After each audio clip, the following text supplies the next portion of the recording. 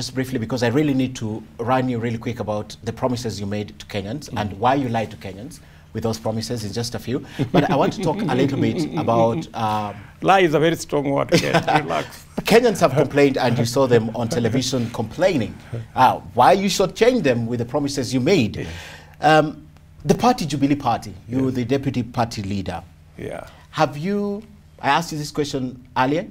You didn't answer it directly. Do you think, as William Ruto, you have lost your controlling stake in the Jubilee Party? Because it was you together with other leaders, but at the top is you and President Uhuru Kenyatta. Do you think you've lost your controlling stake in the Jubilee Party? In what manner? For your information, I made a conscious decision to cede the opportunity for me to be a co-partner with Uhuru Kenyatta when I decided that we are going to fold URP and TNA and all the other parties, and Uhuru Kenyatta becomes the president and the leader. You know, many people even ask me today, oh, did the president consult you when he was doing this? Did the president consult you when he was doing that? I want to tell you, Uhuru Kenyatta is the president of Kenya. We don't have a coalition government. We have a one-party government. The president has the ultimate responsibility to decide, and I only perform my constitutional duty when he asks me for my opinion. And I'm telling you when. It is not always, it is not a requirement for him to ask me about my opinion. So the president runs government, appoints ministers, changes ministers the way he wants, right? And so my position, and I chose, I was not forced. Okay. I chose to trust Uhuru Kenyatta and to defer to him on the leadership of both the party and government. Are you isolated in the Jubilee Party? Isolated? Yes. How by President Kenyatta? All I have had is, all I read is that isolated when people were saying BBI has isolated William Ruto. Then I'm asking myself, how does BBI, which is about inclusivity and about unity, have isolation in the same statement? Did you isolate yourself? How do you achieve that? By not being at the forefront of supporting BBI when you thought the proposals that were going to come were said to be tsunami and all that. Did you isolate yourself? Forefront where do people determine where the forefront is?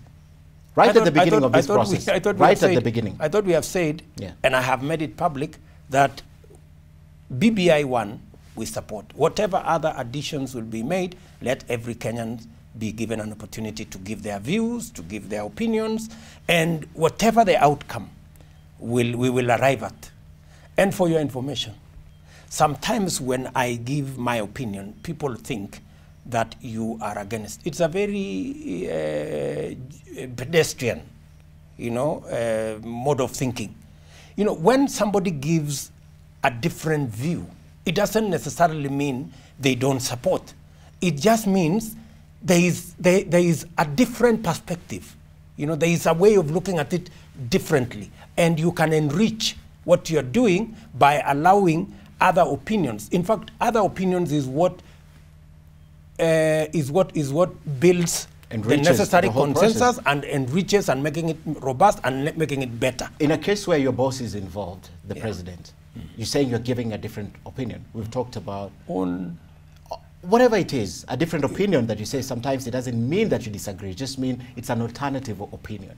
So where your boss is involved and he's walking one way, and you seem to be giving this other opinion. Like in what? Like in the BBI. That's the BBI. biggest. What is the problem with the BBI? That's the biggest. Uhuru Kenyatta supports BBI. Yes. William Ruto supports BBI. At what point did you... Anyway, the question is, what is the problem? If you didn't isolate yourself and they didn't isolate you, do you think you're just a casualty?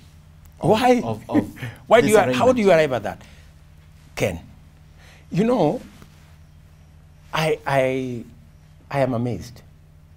You know, there is a very orchestrated, deliberate attempt to create division and a wedge between me and the president. By who? By all these stories, the one you are even pushing now. Because according to you, it is not possible for William Ruto and Uhuru Kenyatta to be reading from the same side on BBI. I don't know why. Until the report was launched, Your Excellency, you read from a different script. In which way? Be honest with Kenyans. In which way? You read from you expected, because the other side said there will be a tsunami. There'll be this kind of Did you hear the president say there was a tsunami? No. The other side of the BBI and handshake arrangement. Why are you confusing President Uhuru Kenyatta No. with Raila Odinga? Raila Odinga is a different person from we are done Kenyatta. with President Uhuru Kenyatta. And we are not, they are not the same. You know, there is a problem when people begin to interpret what Raila Odinga says to mean that's what Uhuru Kenyatta says. But when Uhuru Kenyatta says, me and my brother, we are together in this, it means they are together. So whatever Raila Odinga is supporting, probably and most definitely when it comes to the BBI and the handshake, there's reading from the same script. So why don't you take the same view? If the president says this, why don't you say, if the president has said it, his deputy must be of the same mind? Why don't you say that? Just the difference. Why when it comes to my brother, yes, it is what Raila says is what the president must be saying.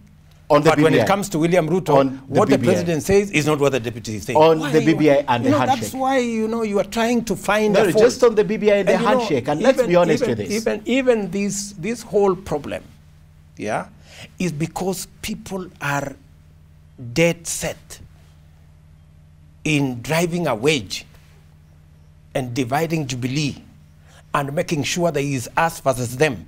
I want to tell you, Ken, we will not allow you. I will not allow you, and I will not allow anybody to create a wedge or to create camps, because that will play against the unity and inclusivity we are so much after. Unity and inclusivity. Yeah. How strong is your party, the Jubilee Party, at this moment? We have challenges in Jubilee Party. We haven't met as a party for the last 2 years. We have not had a PG. That's the correct position. We are going to have party elections, hopefully in March. But that is an in-house matter for us as a party. We will sit down, we will work it out, and we will move forward. My confidence is that when we set out with President Uhuru Kenyatta, we agreed that we must have a solid national party that will carry the aspirations of all Kenyans, majority of Kenyans, from across ethnicities, from across regions, from across religion, and take it forward. But you agree Jubilee Party is divided? Jubilee Party has issues, but they are not as major as the one in the NASA. NASA is let's stick to Jubilee. You agree Jubilee Party is divided. What is your relationship like with the party leaders and the NEC at the Jubilee Party, just briefly?